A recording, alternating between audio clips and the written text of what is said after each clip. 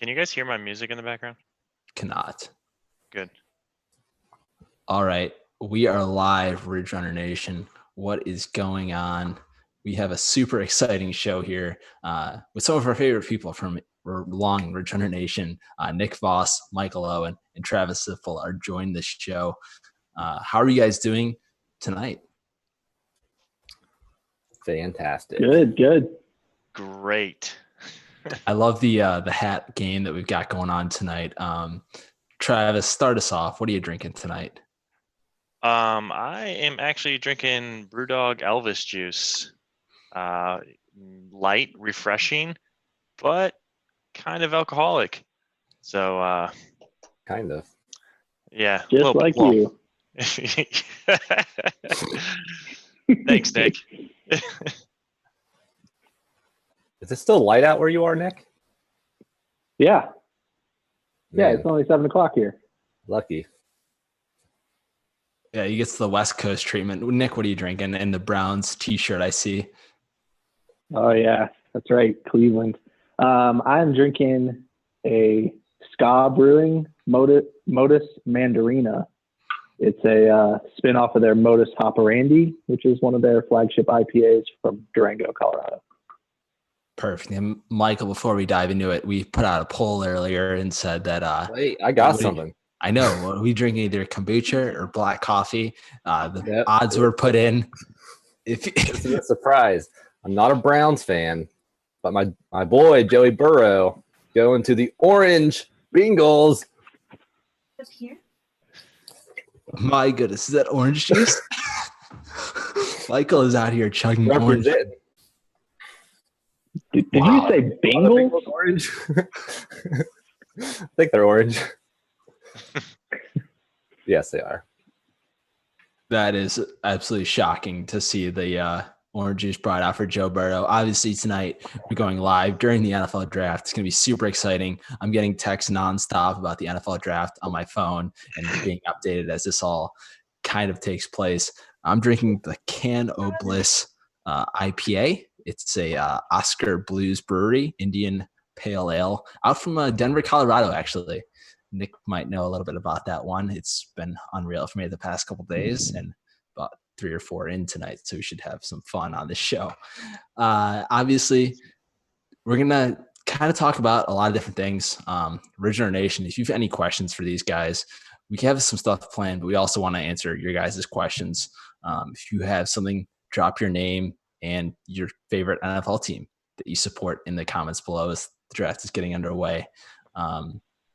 Obviously, training during this whole quarantine period has been kind of different for everyone. I think everyone in this group right now has been kind of active in their training period right now. I know you could say that Nick and I are officially back when it comes to training. Michael and Travis really don't not train, so it's kind of interesting for them.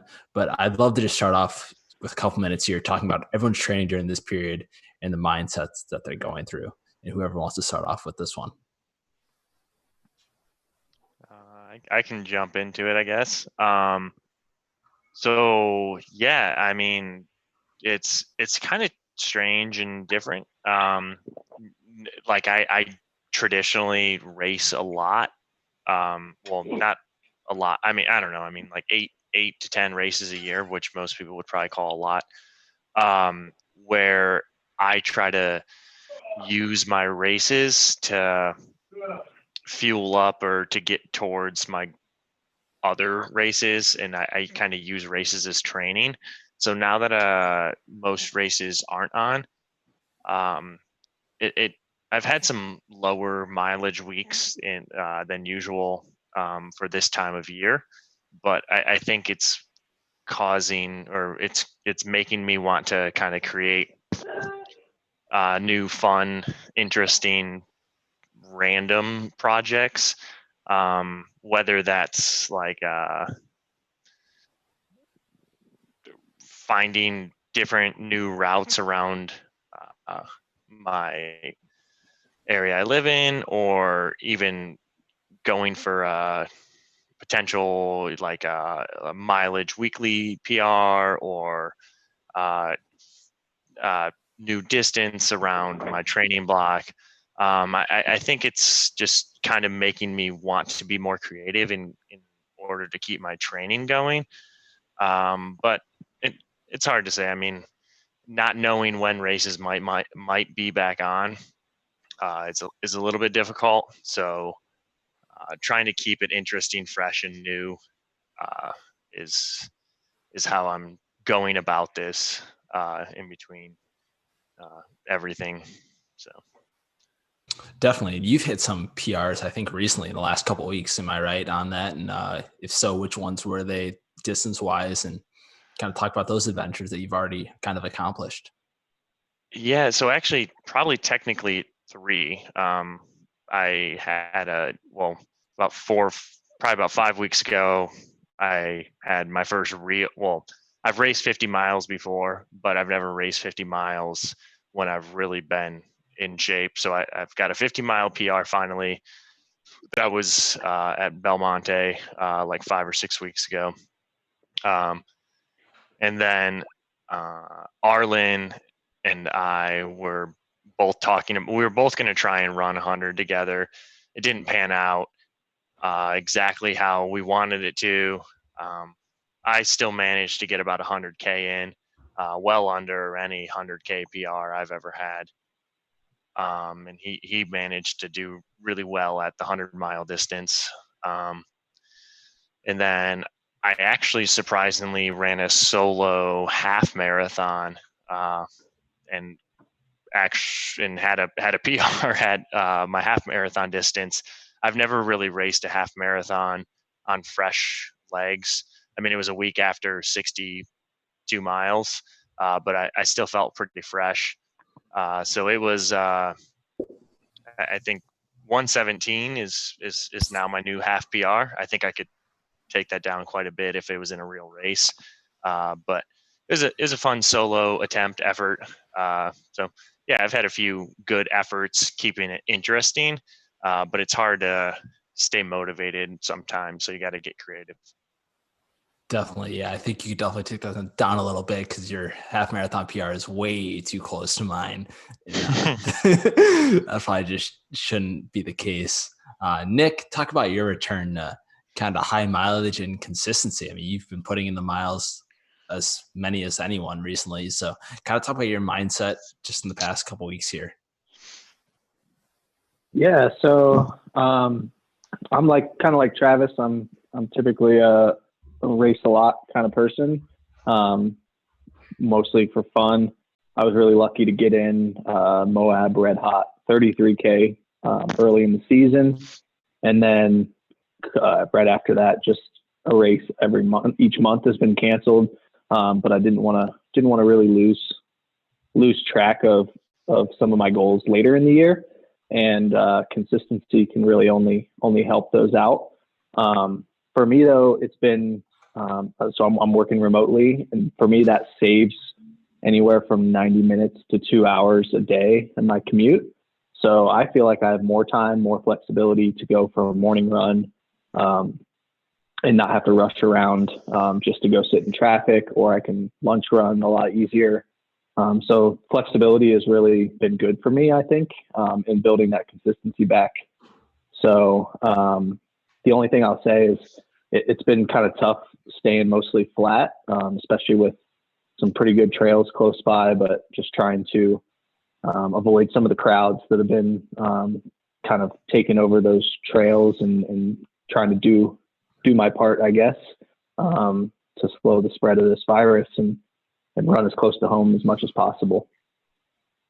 Definitely. Just from someone that's just like happened to look on your Strava a couple of times over the past couple of weeks, is it fair to say that you're running over the past 6 weeks? It's been maybe the most consistent it's been over the past 18 months or so. Yeah, definitely. Probably, arguably even ever. I've had a few consistent spurts, maybe before Mount Mitchell a few times, or before some of my Mohican 100 attempts. But yeah, I know. Yeah, last month was the most mileage I'd done in 18 months. So that's right. That's awesome. That's super great to hear. Michael, obviously, no one really knows what you're up to in the running world. Obviously, for people that may have not known, Michael Owen is officially back on Strava. We'll get to that in a little bit, but what have you been up to in the past couple of weeks training-wise? You just spoiled my announcement. I am back on Strava slightly. What have I been up to? Also, it's been when was the quarantine backyard ultra? I'm trying to think. Is it 3 or 2 weeks ago? 3 weeks ago now. 3 weekends ago. So that was sort of on a whim thing, and that ended up being my longest run ever, my longest mileage week ever. But it also sort of coincided with an Achilles injury I was dealing with, but fortunately worked out pretty well to this point. Since I've started running again, I took a little less than a week off after that 162-mile effort, and running's been going really smooth. Felt like I was stronger. My Achilles fortunately hasn't flared up or even caused any issues. So I've been running pretty strong for the last couple of weeks with just kind of building up more fitness. In terms of I'm like opposite of Nick and Travis, I don't race a lot. So besides, I guess Promised Land was supposed to be this past weekend. That was the only race I've had to miss to this point because of the pandemic. So I don't know. I'm just training like normal, I guess, and hoping that some of the late summer, early fall races take place. But also, what's kind of the biggest difference with my training during the spring time that's different than the past years is that now I'm not able to be a race director, and it's always a constant struggle focusing on my own training during putting on races, dealing with the course marking and the stuff like that. So this year I'm a little bit more focused on my own training, which hopefully is a benefit. Iron Furnace was supposed to be earlier in the month, and I'd be in the heart of preparing for Thunder Bunny trail races as a race director. And this year I'm not going to be able to put that race on until the postponed date in August. Hopefully that's still going to be a go. But so yeah, the spring's a lot different in my books. We're mostly staying at home, so most of my running has been on my back roads, not as much trail time. Hopefully I can get out on the trails a little bit more in the coming weeks. But yeah, just kind of trying to make sure my Achilles is for sure good. I'm not really setting any time PRs in my training. And then like Travis was saying, or if races are canceled, I've already started thinking about like alternative ways to like have fun with new distances, with new routes, or maybe some FKT type efforts out there. Because my big races were supposed to be in the summer, and if those races end up being canceled, which so far they've not been canceled, my June races, which I think they will be. I'm shocked that they've not made an announcement. But if those races are canceled and I'm not able to race my big goal races in the summer, maybe I'll decide to do something here in Ohio or from my house even, maybe 100-mile effort or beyond. Maybe do some kind of cool route that would utilize that fitness that I've built up. So yeah, so far though, not much different. Yeah, no, it was super exciting. I know all of us around your generation really loved seeing your effort during Quarantine Backyard Ultra. That weekend was super exciting for everyone, just to kind of watch you and go out and compete with the top athletes from around the globe, honestly. So super exciting stuff. For me, it's kind of an interesting, if you follow my Strava, you've seen that like in mid-March, I was doing like an 11-mile week, kind of tapering for OBU. And then I think I followed it up with a 12-mile week. And then I hit right back with a 70-mile week. I think it was the second week after this COVID-19 stuff started going on. After that, I've hammered out 3 straight 80-mile weeks, and then now I'm in the middle of probably a 70-mile-ish week, kind of at a down week. But it's kind of interesting, honestly. For me, it's hard to explain. I kind of put out some stats on Monday, but basically for me, I've struggled with other life things that go on outside of running for me when it comes to training. So for me, it's hard to pass up like, oh, let's go to the bars, or let's go to the beach, or let's go to the baseball game, and just all these other like random stuff that just pops up in the summertime and the warm weather weeks. And so for me, during a quarantine, there's nothing else to do than run 10 miles a day and just do that for your 90 minutes outside for the day. So I think for me, I've often said, like, if I move to Florida, I may quit running ultras just based on the fact that there's going to probably be a billion other distractions. But this is kind of you're completely opposite of most runners, Wes. Summer is for running. I think it's just like, it's totally opposite. When it comes to training wise, I mean, I just think like this is the best case scenario for me, that just all the other distractions are just eliminated. It is kind of crazy to say, but it's just the truth. And when I can just go out and do 8 to 10 miles every single day and not really think about it, and then on the weekends kind of plan out my long runs a little bit more. So one thing I've been kind of happy to do so far this year is I'm 4 for 4 on a monthly 30-miler run, which is kind of something that Travis has been preaching on the low key for the past couple of years now. I've already got my one set out for next weekend. It should be like May 1st or whatnot. So I'm excited to hopefully get another one of these 30-milers out there. But yeah, it's kind of interesting to see how everyone's training is kind of playing out during this time, and just trying to stay motivated during it. As of like total effort wise, I don't really know if I don't see myself doing like an 100-mile training run, or even maybe a 50-mile training run during this time. I think I'll probably just kind of maintain fitness, because I really haven't put in the level of training. I've been running ultras for probably 5 years now, but I've been training like an ultra runner for probably like 1.5. So I think for me to just put in a consistent training block. 1.5 combined during those whole 5 years? Yeah, probably, right? I mean, if we're being honest. I have a question for you, Wes. What? Yeah, go ahead, Mike. Okay, go for it. Is that your yoga mat behind you? So it is my yoga mat, but my roommates used it 10 times more than I have. Doesn't everyone have a yoga mat right behind them? I mean, I do. You better wipe that thing down, Wes. I definitely will before the next time I use it, which will probably be in a couple weeks, if that. Nick. Wes, I can't let that Florida comment slide. Florida? Don't do that. Big and Coming warm from weather. a guy who loves mountains, loves hills.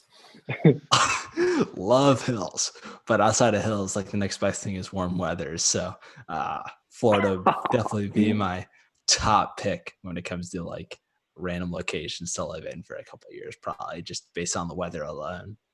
You're the only person under 30 who's I've ever heard say that. Really? Really. It probably won't happen. So don't get. Sorry for anybody from Florida listening to this. I just wanted to bring up a comment from a good friend of the show, Neil Hertenstein, said, "Go Browns." And honestly, I can't agree with that take anymore. Nick and I are both rocking Browns gear tonight. Super Bowl, Super Browns, go Baker Mayfield. So they're on the clock. Yeah, and happy old age to Neil and his big run today as well. Right. Yeah, and Neil hit out 32 miles as well today, which is super impressive to see. I know Anna Monrachel also did a birthday run of 21 miles for her 21st. So super awesome to see some really impressive birthday runs during this time. Happy birthday, Neil. I just want to say congrats on his first ultra marathon distance run. Yeah, I bet Neil would have rather ran 21. He's probably more fit to run 21 than 32 that he did. Anyways, let's get into some other topics. Obviously, during this training period, people are looking for different things to do. People are looking for other opportunities to kind of like test themselves. And with this comes some people just making up some crazy FKTs out of really anything. And I think it's kind of just ridiculous that to kind of create like a fake FKT around a lake to kind of say that you're the fastest when really you may not be, just based on other people's efforts during races or just other kind of events. So let's just touch on this topic. I know we all kind of have some thoughts about some fake FKTs that have gone around the nation recently, and let's just start there. Whoever really wants to dive in deep here. All right. So I knew we were going to talk about this. And so do all my best thinking in the shower. So I had lots of great FKT thoughts in the shower. And my overarching ideas about FKTs, when I think about FKTs, is they have to have some kind of novelty involved with it, right? It can't just be my front door to, the next intersection down my dirt road. It has to be a well-established route. Yeah, there's got to be some history to it or some local lore to it. It's more than just a Strava CR, it's more than a Strava segment. And so like, I love this FKT movement. I love that FKTs are being recognized more so lately. And it seems like the last 2 years they've blown up. I remember when the old FKT website was around and it was basically just a forum, and the major FKTs were the Appalachian Trail, the PCT, the Colorado Trail, the Long Trail, the major trail networks in America. And now there's just thousands of FKT routes, and people are making new ones every day. And they don't mean anything, in my opinion. Sort of like the same thing with this huge, I'm a race director, but there's way too many races, in my opinion, especially 100-mile races. But I think we have to protect the idea of an FKT in that they still are reserved for the elite. And I'm not trying to be an elitist, but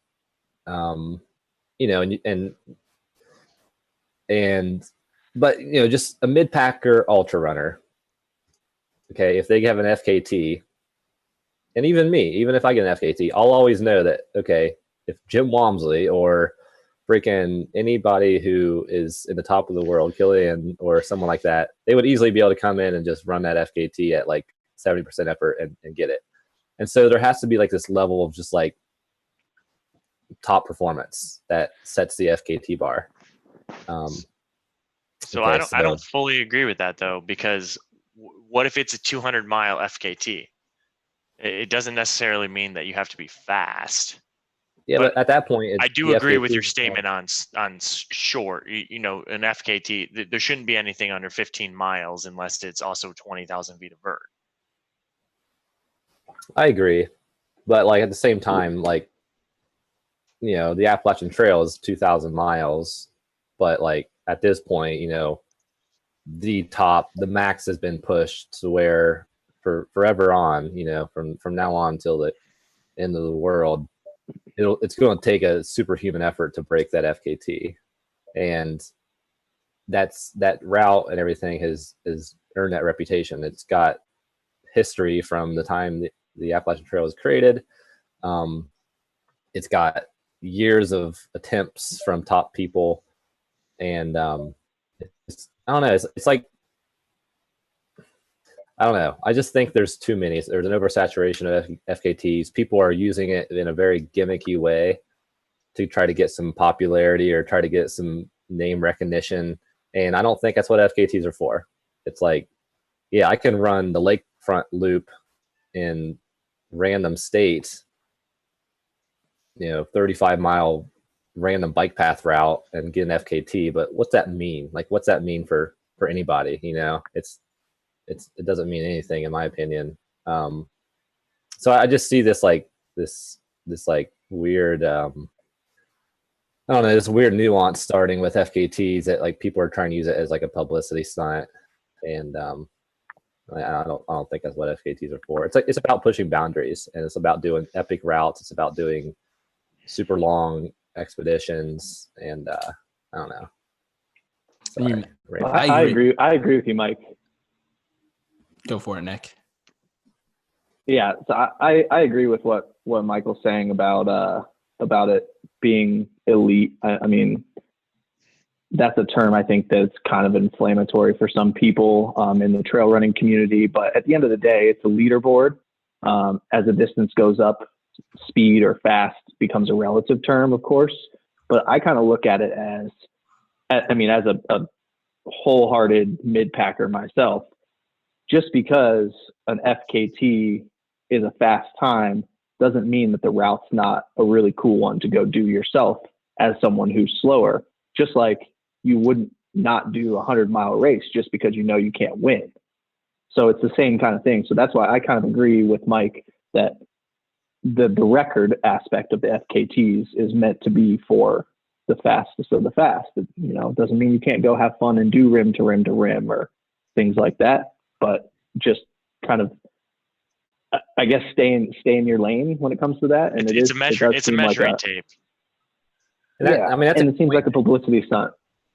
That's a good point about, like obviously the word fastest is reserved for one person, just like the Olympics are reserved for very select people. It's and I don't want to use the word elite to seem elitist, but like when you start talking about the term fastest, I mean, that's just what it is. You can't feel bad about yourself if you're not the fastest. But like you said, Nick, it shouldn't dissuade people from going out and doing these epic routes. Like, if that was the case, no one would go to races anymore. Like no one would do running anymore if that was the case. So maybe I know there was some talk I saw on some threads or some Facebook posts about how maybe there needs to be just like a conglomerate leaderboard of FKT routes. Obviously, that's getting beyond the scope of like what the people that manage what Peter and Buzz can manage on the FKT website, but to try to collect everyone's times and verify it and everything. So that's why they just keep it with the fastest. But it should inspire people to go do it, but it shouldn't encourage people to start creating their own FKTs as a way to be number one, when deep down these people would know they're not number one. No one really is, unless it's a super awesome effort. I agree with that 100%, Mike, that don't just create an FKT as a personal effort. Like, I mean, I could go run a 40-mile loop around Columbus and create an FKT on it, and nobody will ever run it again. So I will always hold that FKT. So it's more of a, if me being in Columbus, Ohio, if I know there's a 10-mile segment in Ohio on the bike trail, and in this I don't even still feel like qualifies anything past a Strava segment in a personal effort, but at least I know there's 10,000 other people that have done that segment, as opposed to me just creating a random 40-mile loop that I am the only person that will probably ever run that exact street on this 40-mile loop. It's not a trail segment. It's not a very established route. So I agree with everything that you're saying. I just think it's interesting to create an FKT that the creation of FKTs at this time is it's like at a tenfold rate. And I think instead of people creating FKTs, maybe they should just run already established FKTs in this community that has already respected what has been going on for some time. And I'm not saying other like FKTs haven't slid their way in. Like, I mean, if there's only 2 people on an FKT, like, don't just like try and take it and say like, oh, I'm like an FKT king now because I got an FKT that only 1 or 2 other people have ever ran. Like, I mean, try a really, like, this should inspire you to try a cool route that you might live close to and have never had a chance to experience. So I think that's the true appreciation we should be looking for, as opposed to people just like running out their front door and making a route. So Agreed. it's really interesting. I don't know if you guys know Ryan Gelfie. He's a Oregon runner. He sort of announced at the beginning of the year that he was basically done racing sanctioned races, and he was just going to sort of focus on FKTs for his like athletic pursuits, and which is really cool.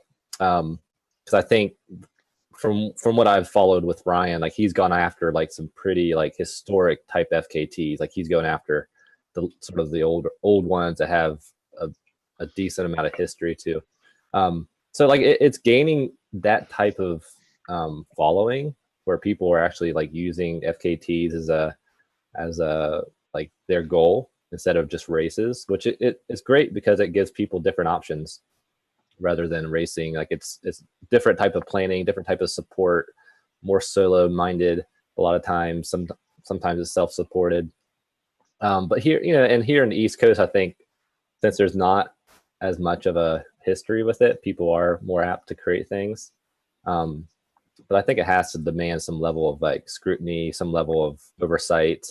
And I don't know who's able to do that or if there's a demand for oversight, but I think there needs to sort of be some kind of scrutiny and oversight, critique, like a level of critiqued, I don't know, a panel of some sort. But sorry, I'm rambling, but I was going to bring up Ohio FKTs and ask you guys if you guys could pick off top of your head, if there's even enough, a couple of the top FKT routes in Ohio. I've got a couple in mind. I was going to see what you guys thought. So before we dive in here, Cam Wrench actually just mentioned there's only two, and he says it's the Ohio Buckeye Trail and the Shawnee Backpack Loop. He says those are the only two that are in Ohio that are worth an FKT, and I would agree with him wholeheartedly on that statement. What do you guys think? I actually want to weigh in on this because I looked up this yesterday, the routes in Ohio. There's about 9 or 10 of them. No, the two that he named are, yes, for sure, the most legit. I think there's a few that, depending upon what kind of variables you want to, I think you have to place certain variables on a state. And as Mike said, not every person in every state has an opportunity to challenge themselves or maybe find something that is doable. So it is, I guess my criteria is, let's keep a handful if we feel like they're valid. Maybe they have to be over 25 miles. Maybe they have to be over 50 miles if they're on road. Not that anything should be on road, but not every state has like a blossoming trail community. So I don't think a FKT necessarily always has to be on trail. I think most of them should be, because I feel like that's kind of the community that embraces it the most. Not always. I mean, you look at like the Across America, or I could think of a few others that kind of fall into that parameter. But I think it's kind of a state by state basis, and I think there's also a few other parameters that surround it. And Ohio is kind of like a weak state when it comes to the amount that it has, because it has a few trails and it doesn't have like a plethora of huge expansive, you can't do a 60-mile loop outside of Shawnee. Well, that's like what I was thinking with like parameters. That's why it's really easy to have these Western mountain FKTs. I think that's kind of like the sort of where they originated. Like it's easy to circumnavigate a mountain, like that's the obvious parameter, or summit a mountain, or do a traverse across a mountain range, or do a long trail like the Appalachian Trail, for instance, like a historic, like government made trail like the AT or the Colorado Trail or PCT. In Ohio, I think the one big trail that it has like a governing organization is the Buckeye Trail. I think it's 1,400. You guys, I know you mentioned that. I'm not repeating, but like the Buckeye Trail is a sanctioned group. It's a nonprofit organization that manages this trail, 1,400 miles. And then like I meant to bring this book to show on the TV screen or whatever. It's an old backpacking hiking trail book in Ohio, and it's got like a list and like it's like a guidebook for Ohio hiking trails. It's got the Shawnee Backpack Trail, Zaleski Backpack Trail, Tar Hollow Backpack Trail. Those are like old, created back in like the CCC era after World War II, built trails. And I think, if you wanted to make FKTs in Ohio, you would look at some of those old hiking trails that navigate our largest state forest. Like Shawnee is the biggest one. And just a little shout out for a current event. Alex Gold is going after the Shawnee 40-mile FKT in a week or so. And Alex is a pretty top competitor in Ohio, and I think he'll get that FKT. But like that's got a little bit of history. It's going to get really stout here before too long. I think it is able to kind of be that one kind of single day effort type FKT in Ohio. But yeah, I don't think there's too many. Like the National Scenic Trail goes through Ohio. I don't know if it's something that people really care about, but like maybe the east to west version on the National Scenic Trail could qualify or something like that. But yeah, I don't think there's too many options in Ohio. Agreed. Yeah, there's not too many options, like you said, Mo. And actually, one that I want to give a quick shout out to is like the Cincinnati to Cleveland, just whatever is it, river to lake trail, or it's 252 miles across the state of Ohio. I feel like that's a pretty solid one as well. Alex Gold is absolutely going to crush the current FKT on that one. I would have went after that one, but I'm assuming he's going to put that one out of reach for us mere folks. Maybe James Fox or Michael Owen can even go after that FKT at Shawnee in a couple of weeks. But yeah, there's not too many. Because I've always wanted to get it, but now I'm like a little worried that I won't you had it. Is he going to put it out of reach? You definitely had it. Did you have it when you first did that original Convenient Adventure back in 2014? So I'm older than that, Wes. So I'll take you back in the history of my own personal FKT journey. Perfect. So like obviously, okay, so it was 2010 when me and a couple buddies ran the Shawnee Backpack Loop, and my friend Keegan, we did it for his bachelor party. That was what he wanted to do. So don't ask me why.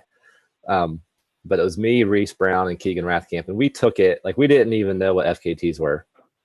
I'll clarify that. But like we took it super easy. We stopped for cheeseburger at a halfway point. It took us 10 hours to do 40 miles. And a few months later, Keegan found the FKT website, which he was the first person to tell me about it. And he logged our FKT because at the time we thought we might have been the only person to ever done that whole loop in a day, which we probably were, maybe. I don't know. So at that time, I think we probably would have had the FKT on that backpack trail. But over the years, there's been several other people that's had it. I've never gone back to run it all in one push. We've done the Shawnee 54-mile route, which deviates away from the 40-mile backpack trail several times at a faster pace and everything. So, like, fair to say, like we could have ran faster in my 10-hour effort. But so I think the current FKT is a time that has not even logged on the FKT site, and that's something else that I think should be noted with FKTs is that I think it has to encompass everybody's effort. You can't just say, "Oh, I'm the first one to log it, so I've got it." Like if somebody else has ran the route, who just hasn't, went through the process to like log their time on the website. So I think somebody's ran like 640 something on the Shawnee Backpack Trail, which is faster than what is on the website. I think the website says it's about 8 hours. Yeah. Who is this person, and what was their effort like? If you want to share those details, or maybe keep that anonymous. Well, the person is someone I just found out about, honestly, and the reason I found out about him was because he ran the Iron Furnace virtual run. Him and his brother or his cousin and his name is Keith Martin, I think. Sorry, I don't have it off the top of my head. I think it's Keith Martin. He's from Ohio somewhere, and I'm pretty sure he's the one who ran like 6:40 something. And so Alex Gould, I think, is aware of that guy's time. We discussed it a little bit, and so I hope Alex honors that time as the FKT and not what's on the FKT website. As in my opinion, I think that's like, if you know somebody ran the time, and it's like that happened, it's real life, and so that should be the fastest known time. Does Keith Martin acknowledge, like, I mean, how did you hear about this? And like, does Keith Martin care that he thinks he thought he ran the quickest time and maybe doesn't have the GPS data to prove it? Or I don't really know. I've never submitted anything to FKT's website. Do you have to submit data, or you can just say I ran it? There's a list of parameters that people have to do to verify their routes. I'm pretty sure, I haven't seen it, but based off of what I've talked to people about, I'm gonna look it up as I talk.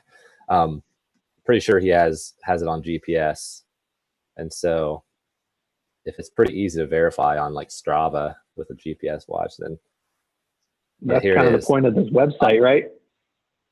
Yeah, I'm looking at it right now. It's 30. Yeah, like pretty easy to see if he did it correctly, and he did. He ran 37.66 miles, which is basically what I've seen. 38 miles for the loop. 6:32 actually. So I would say that's he submitted it. No, it's on Strava though. I mean, I don't think it disqualifies people if they don't log it on the FKT website. Yeah, no. Oh no, I wasn't.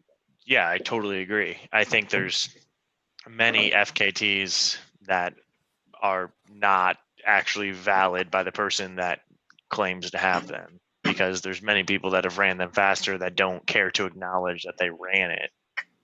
I mean, who knows? You've probably crossed an FKT. You might not have taken it, but you have no reason to log it. And I also think that probably plays into it as well. Are people only logging FKTs if they took it from somebody, so it doesn't maybe establish the length of that FKT? Or like, I mean, do people want to show that they did I think that's part of the issue too, is do people not log their times on the FKT website because they didn't get what they expected and they're just now on a list, or like, they don't want to go through the effort? I mean, that kind of plays into a whole question, is like, oh, you didn't finish where you wanted, so I might as well just not post my result. So if it's a big FKT, like a historic one, the sort of or like maybe it's a written rule, I don't know. I haven't looked at the rules for a while. You're supposed to announce you're doing it, which gives you a level of like responsibility of following through with that. Yeah, there could be a little bit more questions if you don't announce it and just randomly pop up and say, oh, hey, I broke the record.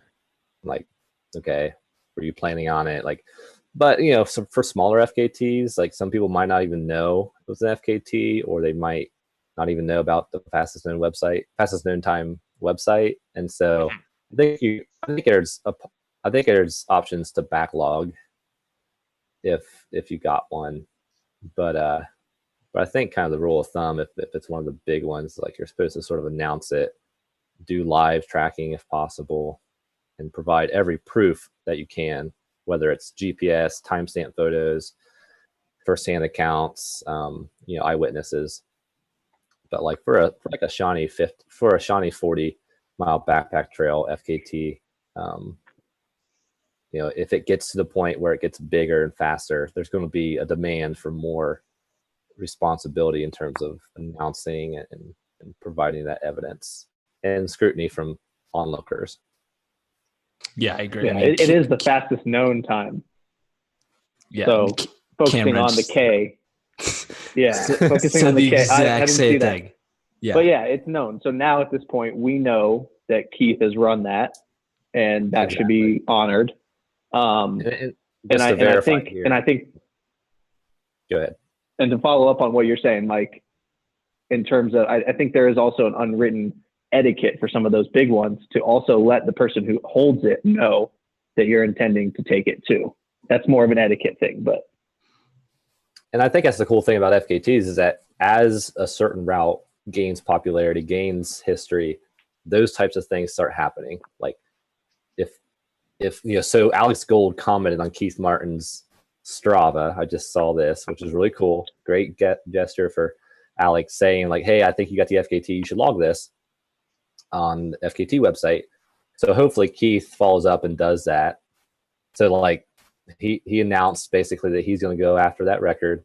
And then like whoever, if Alex gets it, which I think he will if things go good, whoever tries to go get it again, obviously I think at this point, like a route like that is people that will go after the record will know about the record. Like they'll research it, right? So they'll hopefully let Alex Gold. It's not gonna be a half-hearted attempt. Yeah, it's going to take a lot of effort. Exactly. Yeah. And so those sort of etiquette, unwritten rules come about with that sport as well. So yeah, agreed. Cool. And I think we've kind of go for it, Travis. Final thoughts. I was going to say, but there's nothing stopping you from swooping up 15 FKTs that only one person has ran. I want to make that my year goal, actually. Yeah. Oh boy. Okay. Mike's going to be the FKT king. First one tomorrow morning. Maybe that Michael Owen could win Ohio's Ultra Runner of the Year over the past 2 years. I've not even been a finalist on that thing yet. You've been a finalist both years. You just haven't been a top 2 or 3 So voter. does my quarantine backyard ultra count for the Ultra Runner of the Year in Ohio award?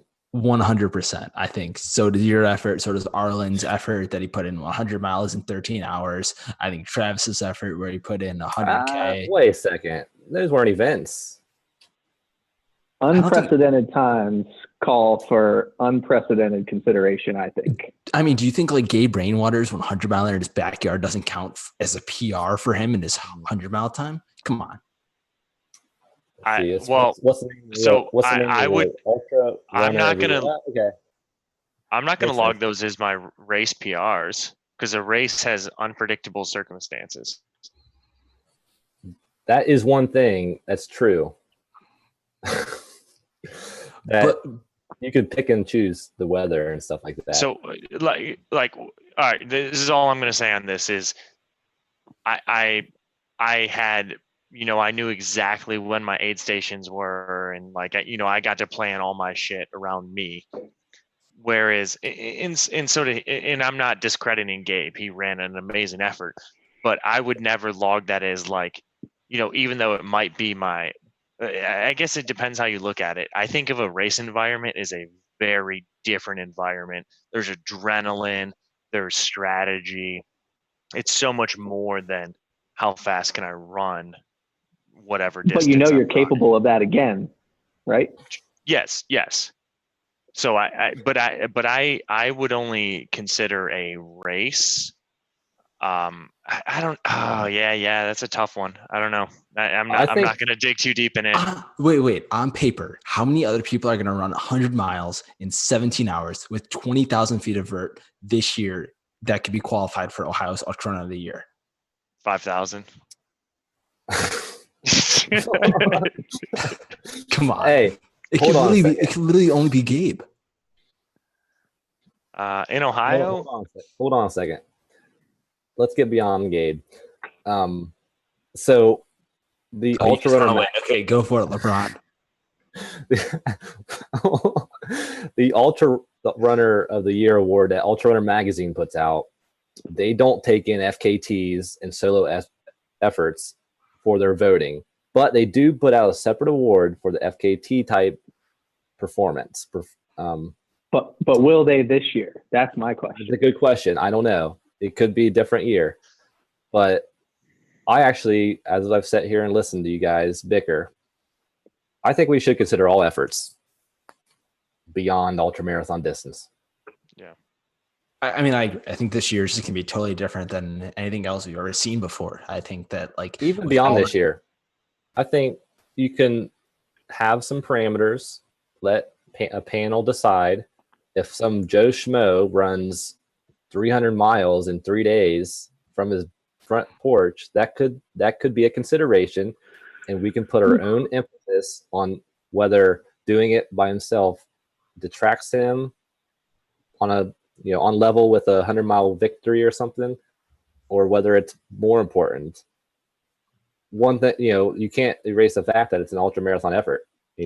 Beyond, I was told today by a friend that 27 miles is an ultra marathon, and so I'm glad that non ultra marathon runner told me that. But there are also nuances. Who is this? Keegan Rathkamp informed me that an ultra marathon is anything beyond a marathon distance, and I thanked him for letting me know that. But I responded and said that there's a lot of nuances in that definition.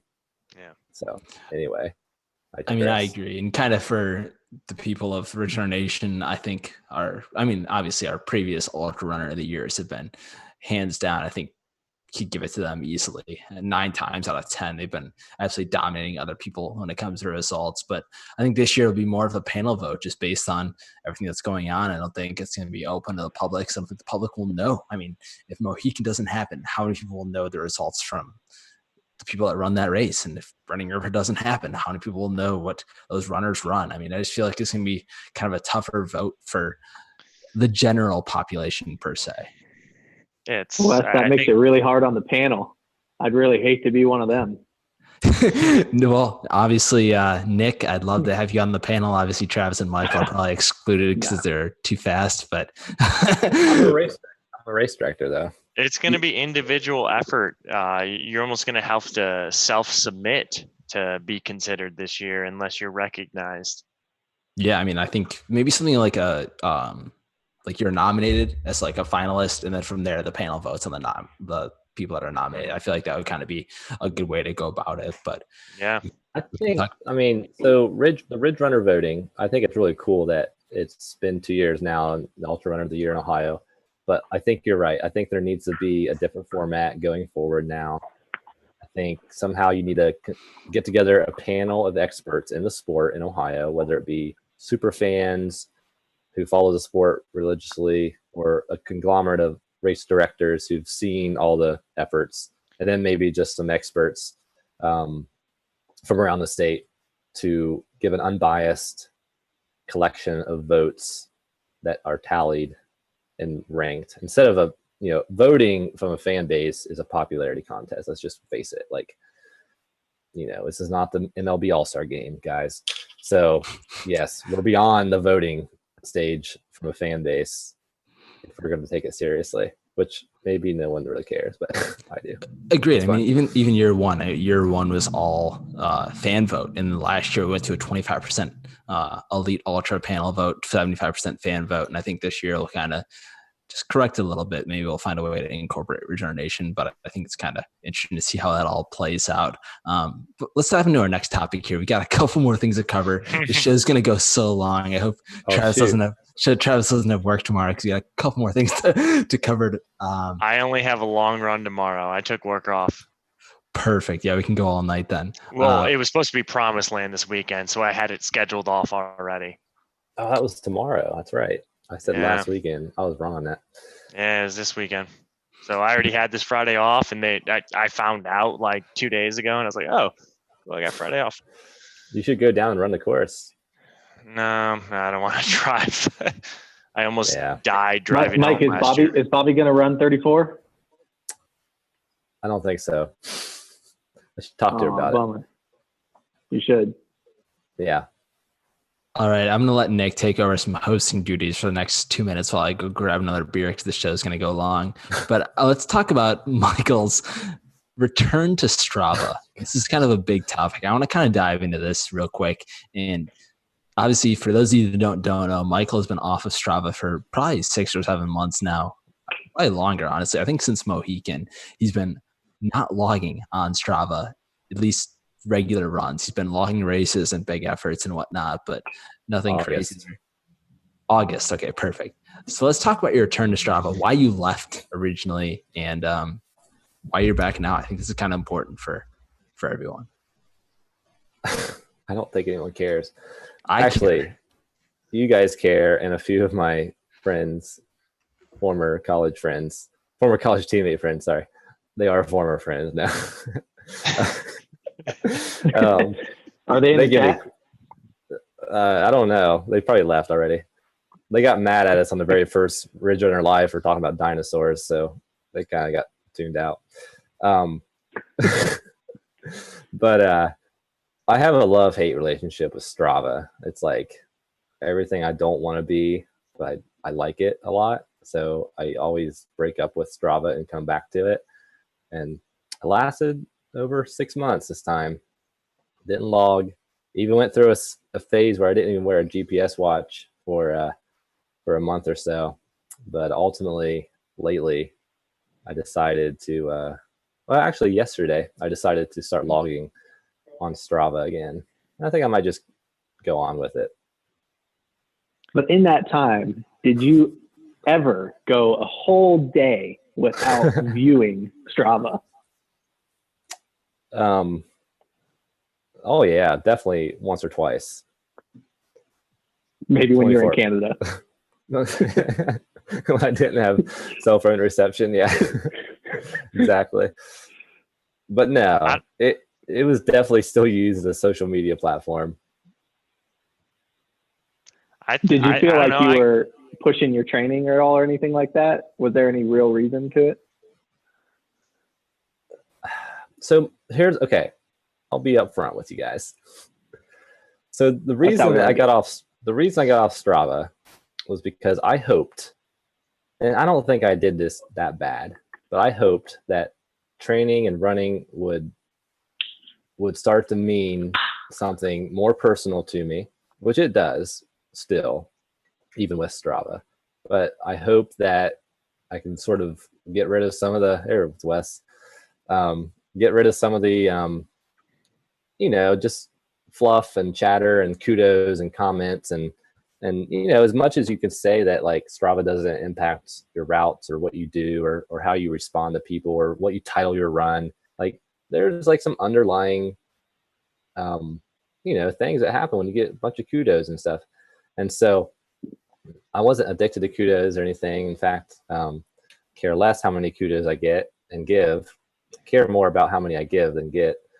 But yeah, so I think that all impacted my training, and I hoped that getting off Strava in August would let me just reflect on training purely as a training, like just purely focus on running as a training mechanism and just like approach it more authentically, I guess. But Mike, that doesn't matter. You're still going to give 0 kudos to everybody. Exactly. I gave one today, which sort of regret. Wish you could take away kudos, but you can't. Who is it to? Neil Hertenstein. Oh, Neil got it for his birthday run. God. And I get a pumped up message every time I give one of my friends a kudo. It's like super. Yeah, it's like so my kudos mean way more because I don't give them out freely. So I have a whole list of parameters on kudo giving too. So I'm much more apt to give a stranger a kudo than you guys. And so, but yeah, so I'm back on Strava. I'll have fun with it. People can see where I'm running. Big deal. Which I don't know if I like that idea either. People are always just up in your business. But no, it's great. I love Strava. Are you going to title all of your runs? I don't know. Good question. I know you don't. Strava is a curse in the running world, but there's a lot of good things about it too.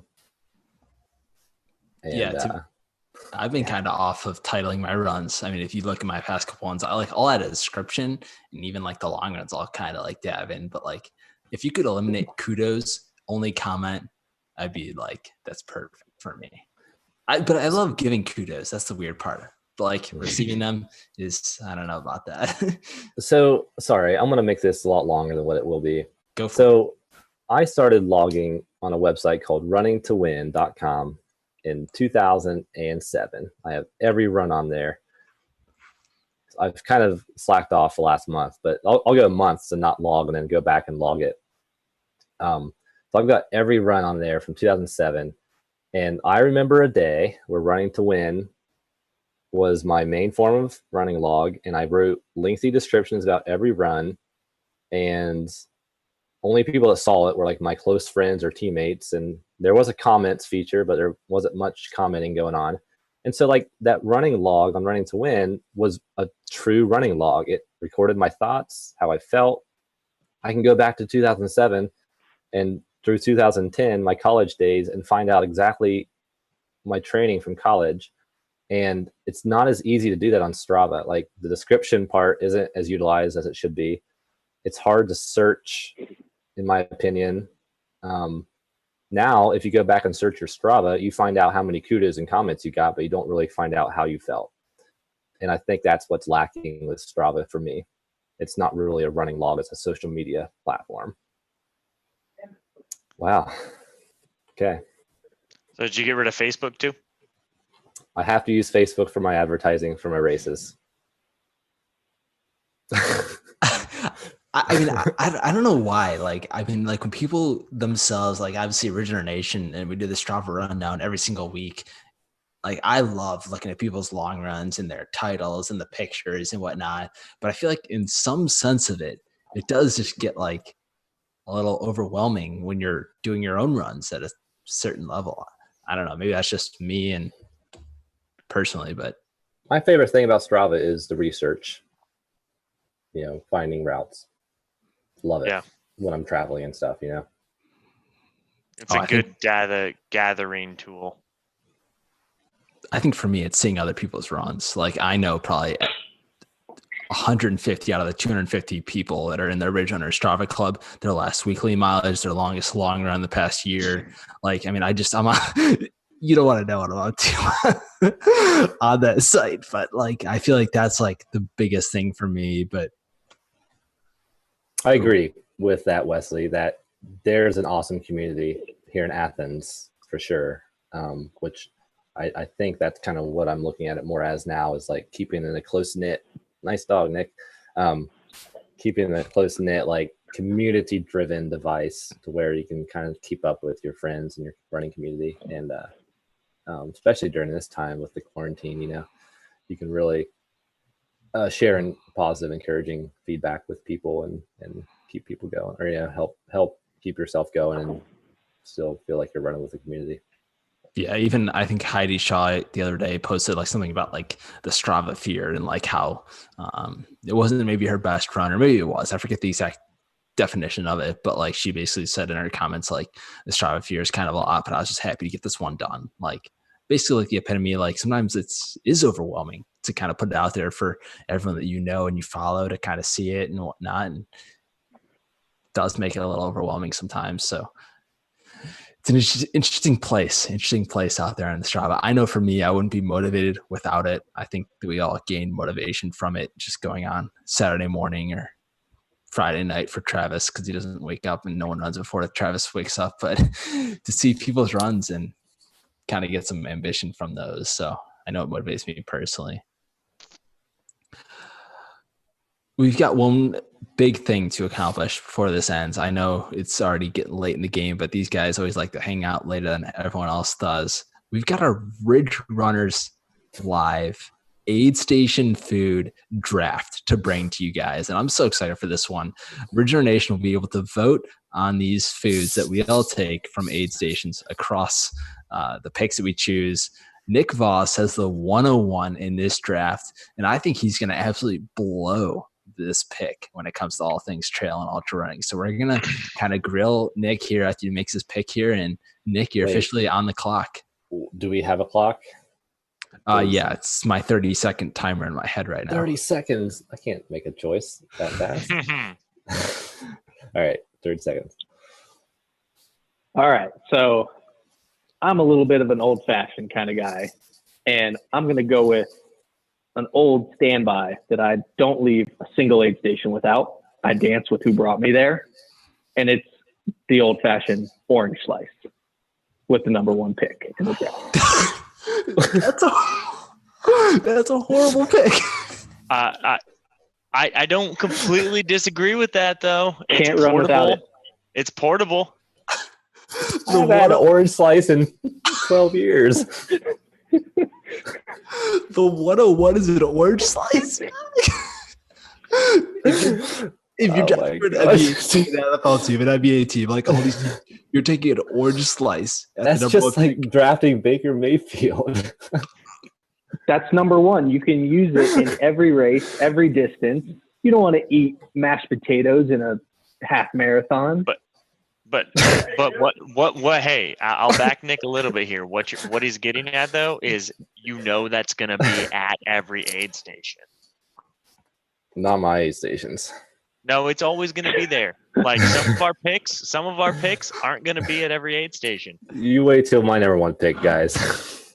Yeah, I mean, my number one. If that was my number one pick, that cost me Travis's Mohican basic noodle, good old orange slices. Oh my gosh! Oh man, that is crazy.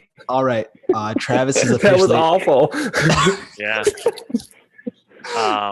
Travis is on the clock. I'm number 2. I already got this sealed, signed, and delivered pierogies. That is just, it's not going to be at every race, but deep in some of those bigger races, that is like a go-to food, and it is just so clutch.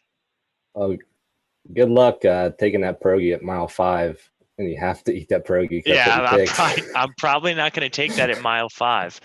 But you have to. Yes, it's your pick, man. Yeah, I'll still eat it. I mean, if that's my pick and that's all I have to go with, I got it. Don't worry. I mean, you got more roster spots. Hey, if I get my 1, 2, 3, I'm sealed. Okay. It's all about depth. It's about depth. That is. I mean, that's a really good pick. I mean, I'm not going to hate that pick. It's better than the first pick that was not at number 1. If you're talking about number 1, that's like a late in the game. Late in the draft pick. 100%. Michael, what's your pick here? You got a big one here at 103. 103, excuse me? Yes, 103. Okay. So I'm picking my draft picks based on team needs, race needs. First thing anyone needs when they come into the aid station is water. Not food. Aid station supply, food, it's all one. It's all going to the gut, baby.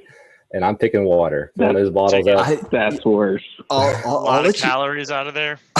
I'll let you do It's not worse than it. You cannot get through a 100-mile run with pierogies and oranges, but you can.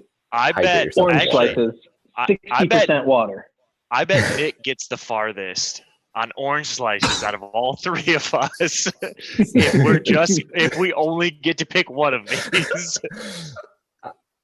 So actually, Nick just won. Dang it! I should have freaking picked something else. Take it. Can I retract my pick? I have an idea. No, water. Oh my That's god! Horrible. I'm mad at myself. Oh man, Michael with the water pick. This is shocking pick. Nick can make orange juice. In these drafts so far. My pick here at the 104, and I get the 201 as well as the snake draft here. And the one for 104, which I think is the 101, I think is just shocking that it fell to me, is PB&J.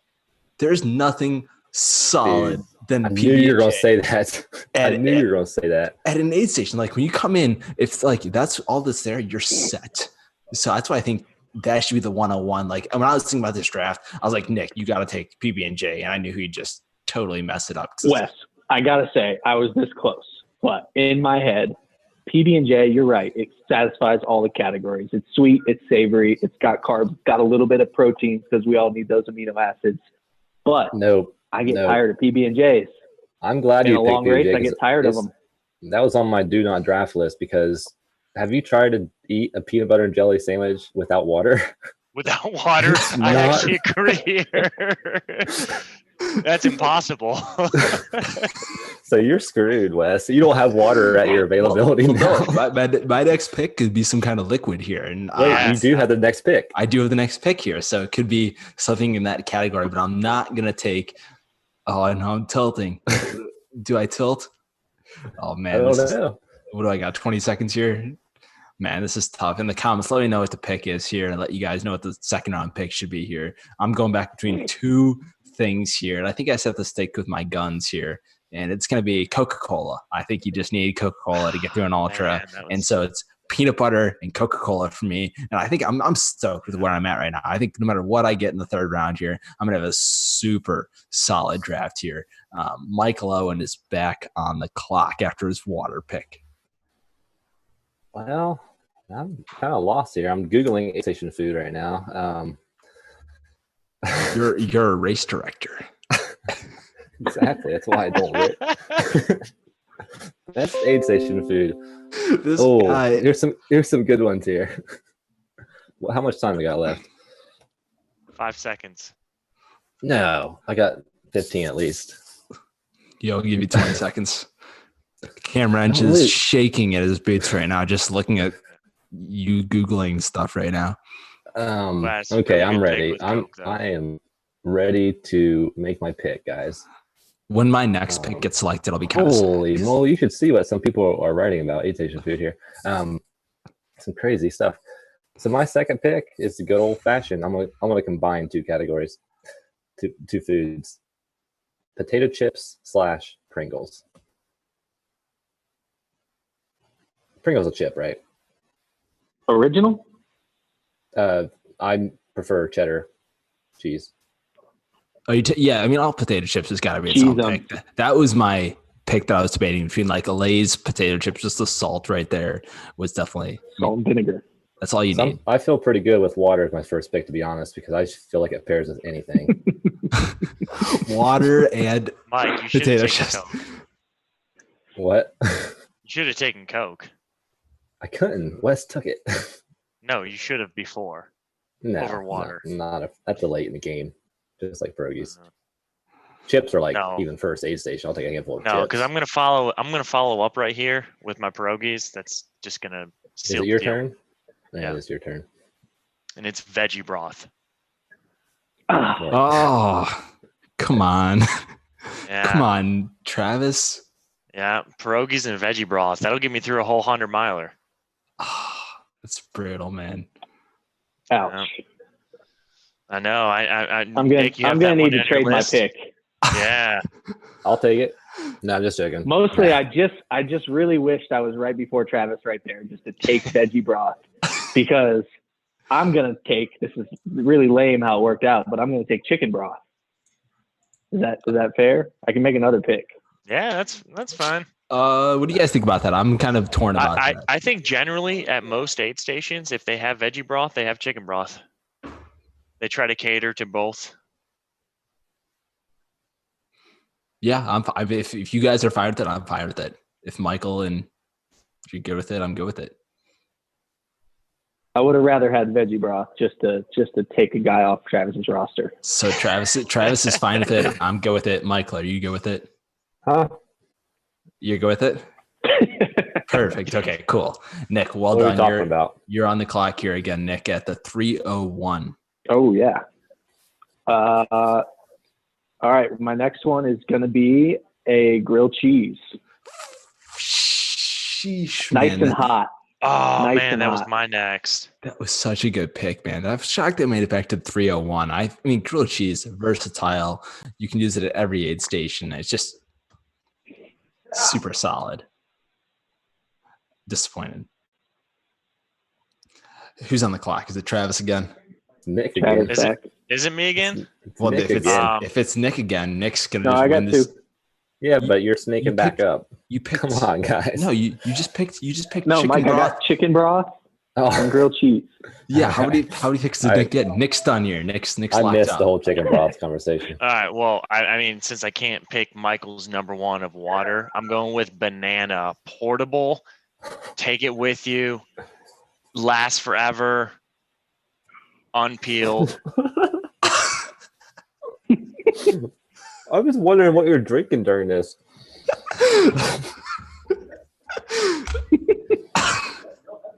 This is the best thing we've ever done. This is absolutely epic. So Travis officially has, remind me here, he's got pierogies, bananas. And what was your other pick? Veggie broth. Veggie broth. Veggie broth. Okay. Here comes Travis with his That's like platter a of race summary. 2.5 That's a race summary for me. Here comes Travis down the trail with his 2.5 liters of veggie broth in his bag. He's got a lot of salt. Yeah. Hey, guess what I'm not going to be depleted of? A lot of electrolytes. Yes. I'm going to put Roctane in my veggie broth. It's not real. You don't have any octane. I'm sorry. No, I'll that might. Who knows? I honestly, like, when you think about like all three of those combined, it's actually pretty solid, but we'll see what people think in the voting. Michael, your final pick here after going water and bananas, I believe, right? Once again, I'm caught off guard. I'd be a horrible NFL league owner, team owner. Yeah, I mean, we're doing this in honor of the draft here, trying to get in the draft spirit, and you're just really pulling a Bengals move here, drafting Joe Burrow 101 here. Can I pick Joe Burrow for my third pick? Joe Burrow to carry me the rest of the way. You could not. All right. Third pick to round out my. I'm looking at this once again as how I would run a race. So I've already got water and potato chips. So what do I need to balance out my? I need some sugar. Ginger ale. That's a lot of liquid. Big liquid diet guy. So I made a huge mistake with my first pick. I'm sorry, guys. I need to go back and trade for a fourth round pick. I actually saw Keegan say something about that we actually need to all run this. Yes. That may just have to happen. So we're all run this. And then I don't know about you guys, but I saw a lot of comments that like that we all need to create that dance that we did on Monday, recreate it in person. Can we get a fourth pick? I don't know if we can get a fourth pick. Maybe all if you guys are up for it, but wait. Oh, I thought we got 4. Can we veto Mike's first pick and assume that we all get water? Well, in that case, I'm going to change my first pick. Yeah. That's what I'm saying. Can we veto his first pick and assume that we all just actually get water? Because what kind of idiot would start Ultra without water? You guys, apparently. You can't say like nobody can drink No, you water. start with it. Yeah. Well, you only have like 40 ounces if that's the case. Sorry. I mean, I don't know about that. We can't like just take away his pick because obviously he'd make a pick that obviously I'll all let of us you have guys gotten take away my recently. pick if I can just substitute it for something else. Do you have something in mind that hasn't been picked yet that you could substitute it for? Yes. That has not been chosen. No. Yes. Yes, I do. I'd be down if it was after my pick here in the third round. Well, no, hold on. If we're retracting picks and I get to repick number 1, I need to repick number 3. Because I would have picked something different. Okay. Apparently not. you just messed up your whole draft here. I think that's just what this is come to terms. Gotta stay. Yeah, this is great. My final pick in the third round is the OCPs. I'm shocked they got past.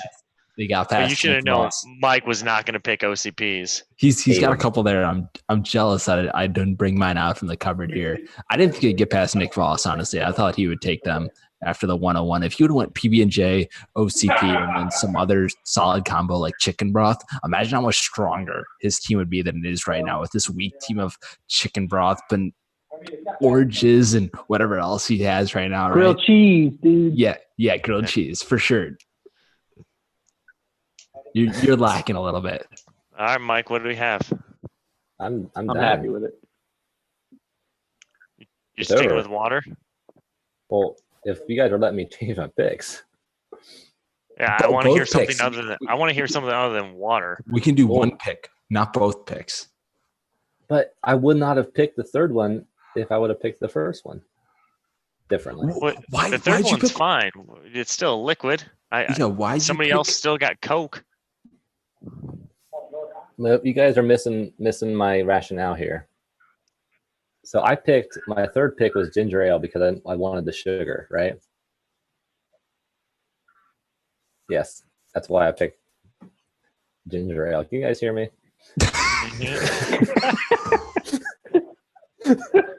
We're still in shock. Can I just, the draft is over, okay? So I'm going to tell you what I would have done differently. Okay? So if I could have gone back in time and been smarter, I would have picked Roctane, pre-mixed, obviously, in water. Which you already had. So, no, that's if I didn't have water. So my picks would have been Roctane, and then I would have got the chips still. And then since I already had the Roctane, I would have picked like a hamburger or something for my third pick. Okay. That's solid. Yeah. I mean, if there was a fourth round, I consider like hot dog or something in that category. Hot dog. But, okay. Yeah, I had pancakes in the fourth round. I think I was Nick just and I are thinking, like, gonna run away with this draft in the polls when we hit the polls tomorrow morning. I was just thinking if I would have had the Roctane, it would have been like my sugar and my hydration. And calories. And then I would have been looking for something more savory at the end. Yeah.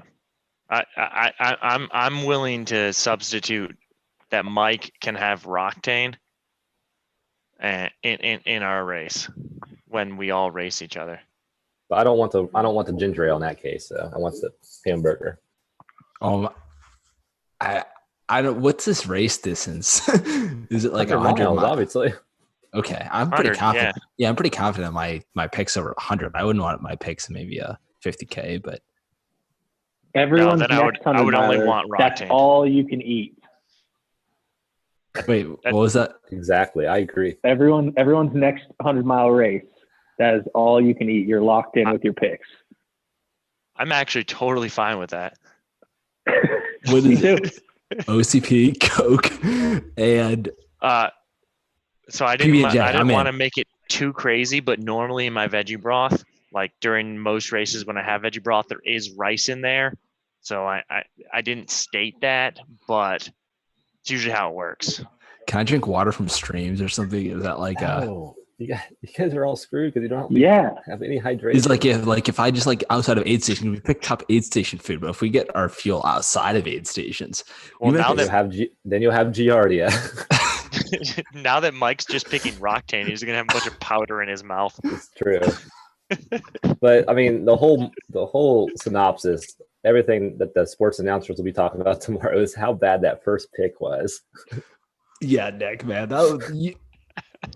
I picked the odds at like -110. You'd blow that first pick on the social media, and you really. I really needed it. I needed the orange slice. Like I personally, I like watermelon over orange slices because like it's not acidic. It's kind of the same stuff, but like it's just not acidy. Am I wrong? Watermelon makes you burp a little bit though. I don't know. Banana's less picture acidic. Nick running down the trail with a 25-pound sack of oranges on his back? Bananas are way less acidic. That's fair. Actually, I like the orange pick, to be honest. Yeah. After thinking about it, it does. I provide just didn't a lot. realize you guys didn't like them. No, it carries well. So in that case, I guess it is a bad pick. But personally, after pacing Travis and Mohican, I'm out on oranges. But you definitely could have got oranges in round 3, though. Oh yeah, you could totally waited on the oranges pick. But alrighty, guys, is there anything else you want to talk about tonight? No, that went way too long. It's really long and whatnot. We're kind of just hanging out at this point. Alrighty, guys. I appreciate you guys coming on the show tonight and kind of talking all things ultra trail running. We talked FKTs. We had a little fun draft. Michael's obviously infamous return to Strava. If you get a kudos from Michael, know that it's honestly worth your effort because you did something that he deserves. Kudo worthy. So let me ask you something with the kudos thing. When you get your daily Paul Barty kudo, does that mean anything to you? But when you get that Michael Owen kudo, what's that make you feel like? Hatred. I honestly don't know if I get the daily Paul Barty kudo. Yes, you do. You overlook it at this point. I Earl the Pearl. Early Furley, yeah, he's definitely giving out the kudos to me. He's the only one that gives me kudos at 9 p.m. at night or later than that on a daily basis. But yeah, no, I think Travis might be the most friendly with the kudos. I'm pretty friendly kudos. I get a lot from Travis, that's for sure. No, I don't give you any. Are you sure? I'll want to find one. I bet you got one yesterday. Travis No, and Cam. no, you didn't. Yeah, I haven't given you one yet, Michael. And Travis and Cam Wrench for me. I pay special attention not to give Mike kudos. I think a lot of people are that way. I love it. That's hey, what Wes, you get. Just go check your run today, buddy. Did you give me a freaking kudos on my 8-miler? I might have given you a comment. Well, yeah, I've gotten a couple of comments on my Baker Roberto take, but we'll cover that on the next show, hopefully. There will not be a next show. No, obviously, we did this during the draft, and obviously the draft is an important time for a lot of players in the NFL. These guys obviously are the top of their game, unlike Donovan Peoples-Jones, who's really just not a great wide receiver out of Michigan. He's probably going to get drafted in the next couple of days. Oh, okay. Sorry about that. Donovan, if you ever want to come on the show, let us know and we can get you on the show in the next couple episodes. Because you probably just let him know Ridge Runners with one N. With the one N, because he's probably not going to get on like an NFL draft show because he's not good enough, right? I mean, yeah, he's going to become the next Ridge Runner, Ohio Ultra Runner of the Year. Yeah, that's who he's going to be. Nevertheless, guys, you know where to find us on all social media, all other stuff. If you have someone that you want to see on the show, these guys have been incredible, obviously. It's always a pleasure having these guys on every couple of weeks or whatnot. I didn't get a kudo from Travis today, but I did get one from Aaron Zipfel. Oh, God, I got to tell her. I got you. Thanks, Aaron. Oh, man. Well, we're going to get out of here. Appreciate you guys tuning in to this episode of Ridge Runners Live. We'll catch you next time. Thanks, guys.